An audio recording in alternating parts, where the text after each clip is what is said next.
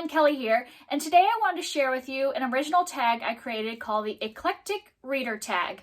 And the reason I wanted to create this tag is that I feel like sometimes on BookTube there are channels that are focused on kind of like a certain genre, like maybe that Booktuber is known as someone that you go to if you want a fantasy book recommendation, or maybe they're focused mostly on romance and that's who you go to for your romance recommendation. And obviously they might read other genres too, but that's like where you go for those recommendations. And then there are channels like mine where I read a very wide range of genres, and so people don't necessarily come to me for one specific genre because I am very sporadic in my reading. And being an eclectic reader just means that you just like with music, somebody could enjoy like hip hop and classic and gospel and rock and like all those things. Same thing with readers. There are some of us who read from like almost every single genre and just really like to have our reading to be varied. So this is the tag for those of you who like that variety in different kinds of books. And so I wanted to make this kind of a shorter tag because I wanted to have it focus on some recommendations about specific, subgenres and tastes. And so this one will just have a few questions at the beginning, and then the rest of it will all be some book recommendations from specific genres that are my favorites. So number one is, where do you get your book recommendations? And for me nowadays, that's pretty much solely from BookTube. So I might have before, just wandered through a bookstore, things like that. I just don't have the time to wander through a bookstore anymore. So really I just watch BookTube videos. Over the years that I have been watching BookTube, I have started to find which channels kind of fit my tastes in different genres. And so I might watch people that I know that I'm going to trust their opinion about a certain book, and hopefully that I would have a similar opinion. And so that's pretty much where I get all my recommendations from nowadays. Number two is, how do you decide which book to read next? This is one that I'm always curious about because there are some people that do very specific TBRs. They have their set one and they just go down the list. And some people, want to fit a certain amount of criteria every month. For me, I am completely a mood reader.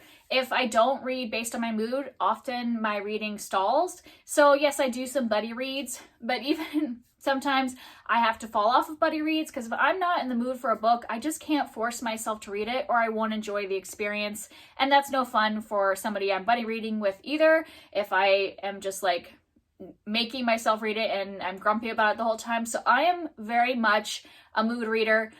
Because I like so many different genres, I might just like that day I finish something and I'm like, I'm in the mood for something light and fluffy and I'll read a romance. But then next I might want something a little more serious and I want something that's more of a nonfiction or something like that I can learn from. So it just completely is based on my mood that day, which is also why I end up reading multiple books at one time. So I often have 4 or 5 books that I am reading, some as audiobooks, some as physical books, not just for the ease of like going back and forth between the formats, but also just because in the morning I might want something light and fluffy, and in the afternoon I might want something more adventurous and magical and go for a fantasy. So it really just depends on my mood in the moment. Number 3 is, how has your reading taste changed over time? For me, my reading tastes have dramatically changed over the last 20 years. So I'm 40 now. So when I was in my 20s, I would say that I was strictly a reader of things off the bestsellers list. And that also was probably a sign of the times and the fact that, I wasn't watching BookTube. I didn't have a wide range of variety. So I would just go into the store and that's where I would look, was on the new releases, the bestsellers. So I was reading a lot of thrillers like James Patterson, or I was reading romantic suspense like Iris Johansen was one of my favorites. I also read Nicholas Sparks and things like that. So they were very big names. That's what I was reading in my 20s. And as I have gotten older and I have, also been introduced to more mediums like BookTube or book blogs and things like that, I've been introduced to different genres. And now I pretty much do not read off of the bestsellers list. I lean more towards speculative fiction a lot of times. So that actually covers a wide range of genres under speculative fiction. So I love fantasy and sci-fi and a little bit of light horror and things like that. I like there to be something different, like not necessarily something contemporary, but then also sometimes I want it to be rooted in real life through like a romance. But now I don't like to mix the two. So like if back in my 20s I liked to read romantic suspense, now I don't want to put those two together. I either want to read a thriller and have no romance in it, or I want to read just a romance that has no like mystery, crime involved with it. So that's how my taste has really drastically changed over the last 20 years. And I'm sure it'll keep evolving and changing as I'm at different stages in my life. And number 4 is, what are some genres or subgenres that you would never read? I put in subgenres as an option here because there are probably no genres in general, like overview genres, that I wouldn't read from, but there are certain subgenres that I would avoid. Like for example, I like to read nonfiction, but you will not see me picking up like a historical nonfiction, like a history nonfiction that's like a history biography about the presidents. Like if it's written by David McCullough, I'm probably not going to go anywhere near it. I'm sure he's a fantastic author. I just like look at that and I have absolutely no interest to read that. And that might change. There might come a time when I want to read more of that. I'd rather, if I want to learn more about those time periods, read a historical fiction, but reading a straight like nonfiction history book is not my thing, which is probably why I've had the Hamilton biography on my shelf for at least 5 years, and I've never picked it up to touch it once. I'm interested theoretically, but probably never going to happen. And the other one would be literary fiction, which, you know, is under the like probably the contemporary umbrella.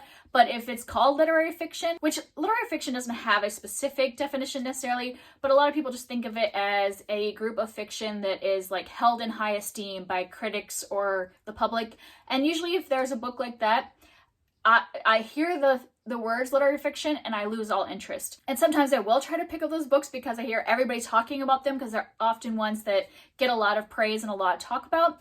And I'm very often disappointed. For example, recently, Little Fires Everywhere by Celeste Ng. I think I gave that a 2-star. Did not like the writing at all. The Vanishing Half by Britt Bennett. I did not like that book. I was bored the entire time reading it, but it gets a lot of critical praise and a lot of people love that book. I have absolutely no plans on reading like A Little Life. I've also DNF'd a lot of those books, like The Secret History, which is loved by so many people, by Donna Tartt, and I have no interest in reading her other book. What is that? You know, the one with the bird. I don't remember what it's called. Yeah, so a lot of things that are called literary fiction, I have absolutely no interest in those at this time in my life. And now the part that I was really excited about as part of this tag was to talk about 5 different subgenres that you really enjoy and some examples of book recommendations from those subgenres. And if you want me to give you an example of what I mean by a subgenre, I mean get as specific as you would get in something that would appeal to you. So for example, if you are somebody that likes horror, but under the horror genre, you specifically like creature horror, so you want yours to have, you know, like zombies or killer mermaids or something like that. And if specifically you only read killer mermaid stories, that's what I'm talking. Like go as far down into a subgenre as what is something that is a subgenre that you would like really be interested in anytime you hear somebody talk about that type underneath the big genre. So for me, my first one I want to talk about is graphic memoirs. So this is under, you know, like people talk about different graphic mediums, so graphic novels or comics or things like that. I specifically like graphic memoirs. So I've tried like fictional graphic work and I just have not connected with anything. I don't think I have given any graphic work 5 stars unless it was a like nonfiction piece, so a memoir book, and I really enjoy them for some reason. I think it's because you can see somebody's story laid out with pictures and everything, so you can feel like you're in the moment with their story, and so I've really enjoyed the ones I've read. Some specific recommendations that I really loved was the March series by John Lewis. This was about his time during the civil rights movement, and I just found the graphic nature of it like very moving and like really taught me a lot more than just reading a book with just words, because, you know, it's stuff we've heard before, but it really hit me more seeing it right in front of me, seeing the pictures of what was happening to different people when they were really trying to fight for their rights. And so I thought it was really impactful. Another one that I read recently that I really loved was Good Talk by Mira Jacob. And this one, she has a very distinct style. She uses kind of photographs and then like pictures of her and her family that she puts in front of those photographs. And this book was just about different conversations that she has had with people in her life. So conversations she had with her husband, with her son, with her in-laws, and a lot of it was revolving around discussions of race or immigration or big things that were happening in the news. And I thought it was really important because it was like day-to-day conversations, but also had really important topics that you would talk about with the like people you see every day, but sometimes you would be talking to them casually, and other times you'd be talking about something that's super passionate that you want to discuss that maybe you were at odds with. And so I thought it was an amazing work of graphic memoir. And then my next subgenre is kind of hard to define, so it would be probably under historical fiction, but also maybe under light horror. What I like are books that have a dual timeline, so they're taking place sometime in the past, but also sometime more contemporary, more closer to today, and they're connected somehow, and there is a creepy element. So it might be a ghost story that spans 2 different generations or something like that. And those kind of books I find really intriguing to go back and forth between the 2 timelines, see how they're linked. So an example of the first time I ever read a book like this that I just fell in love with this kind of subgenre is The Night Sister by Jennifer McMahon. And this one actually takes place over a lot of different timelines, but it's all revolving around the same hotel. And so it's like, is there a spirit that's there that's causing some weird things to happen at this hotel, or is it just like something that's happening between this family as it goes on, like kind of like generational trauma or something like that? So I like that. Like, is it a ghost? Is it supernatural? Is it something psychological? Whatever. I really enjoy all of those elements. And this is a book I just could not put down because I had to see how it was going to come out in all the different timelines. Another one like this is The Broken Girls by Simone St. James, and this takes place in just 2 timelines. So we're following a woman in present time whose sister has died on the grounds of this boarding house and that has been closed for years. And then we go back in time when the boarding house was operational and follow some girls back in like the 1950s. So I like those 2 different timelines and finding out what's going on with this boarding house and what is like, or boarding school, I should say, not house, and what is like the connection between the 2 time periods. And then the next 2 subgenres I want to talk about are actually linked because they're both under the age group middle grade, but I have some very specific types of middle grade that I absolutely love. And the first one is I really enjoy like kind of sweet princess fairy tale type stories. So they might be fairy tale retellings, or they might be just kind of ones that have that fairy tale feel where there are princesses and there are dragons or things like that, like those kind of creatures that are kind of known in fairy tales, and they just kind of have a sweet storyline. And some examples of that is I love The Princess Academy by Shannon Hale. And this follows a group of girls that all go to this Princess Academy. They're from a poor village, but this village has been chosen as the place where the next princess comes from. And so all these girls go to this academy to learn how to be a proper princess, and then the prince will choose one of them. So even though this isn't a fairy tale, direct retelling, it has that fairy tale feel because there's all these girls trying to be princesses. But I also really love the strength of our main character and her loyalty to her family and her community, and how she's trying to better herself while still retaining her connection with her home and all that. And I just love this one. And then the other example would be The Two Princesses of Bamar by Gail Carson Levine. Pretty much anything that by these 2 authors fits in this category. They mainly write these kind of like sweet princess fairy tale type stories. And this is about 2 princesses, and one has always been like the courageous princess, and the other one's always been more timid and just kind of wants to stay in her place.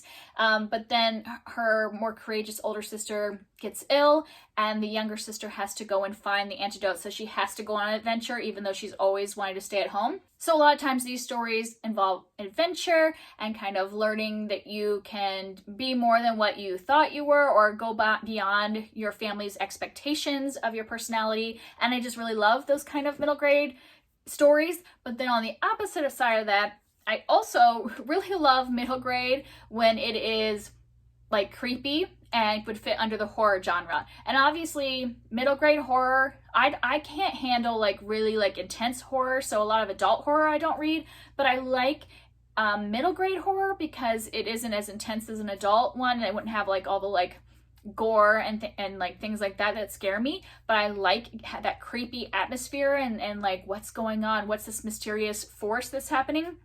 And so two that I really enjoy is I like A Monster Calls by Patrick Ness, and this one has a monster in it, but the monster symbolizes something else in the main boy's life, so it's not exactly like a straight up like horror story, but there are definitely like dark atmosphere going on here and some darker forces in this boy's life.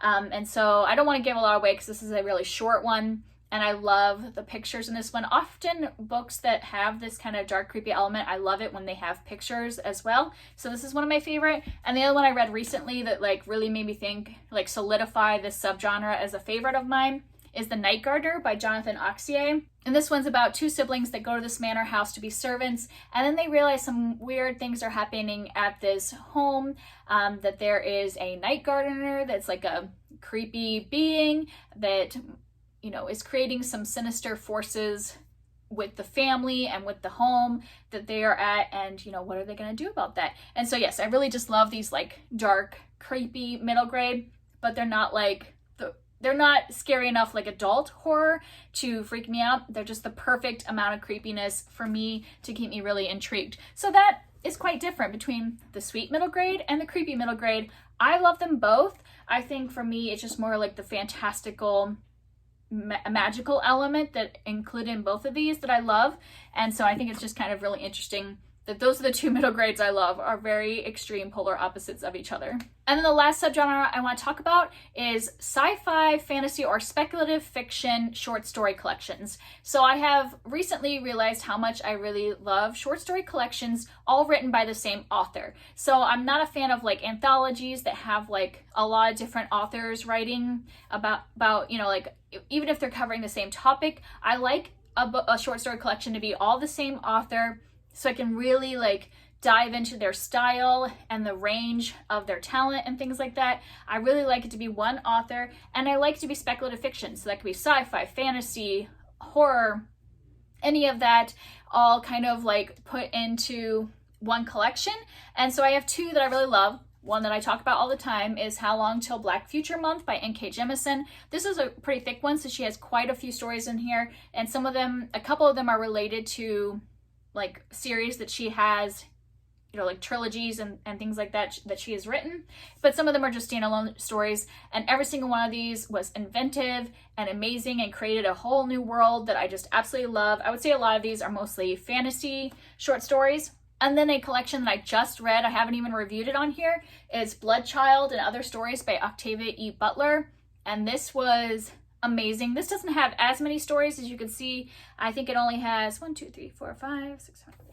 7 short stories and 2 essays, and everything in here was just amazing. I think I gave almost every story in here 4 or 5 stars, which is kind of unheard of to not have any duds in a short story collection.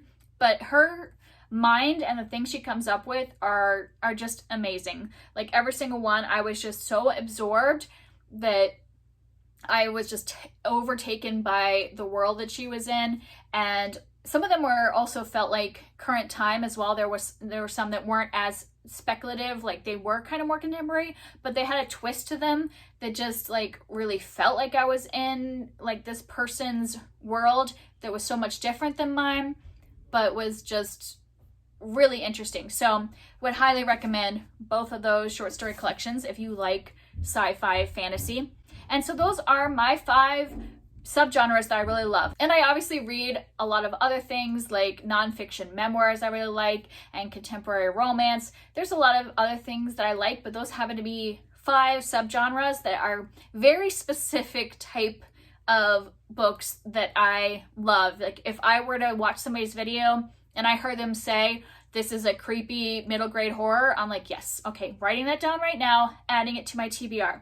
So those are kind of like buzzwords in that genre that I really love. And so that's the end of the eclectic reader tag. I would love anybody that's interested to go ahead and do this tag, but I will also be tagging a bunch of people. I'm going to tag everybody that I talked about in my Booktuber shoutout videos recently. I did 2 videos over the last 2 weeks shouting out 20 different Booktubers. I would love for you to watch those videos if you haven't already. I'll link them down below. I'll also write down the names of all 20 of those channels. So in case you haven't seen the video and you just want to see who's tagged, I will put that in the description box. I would just love to see other people do this tag and see what are your very specific genres and buzzwords that kind of like contribute to your eclectic reading taste.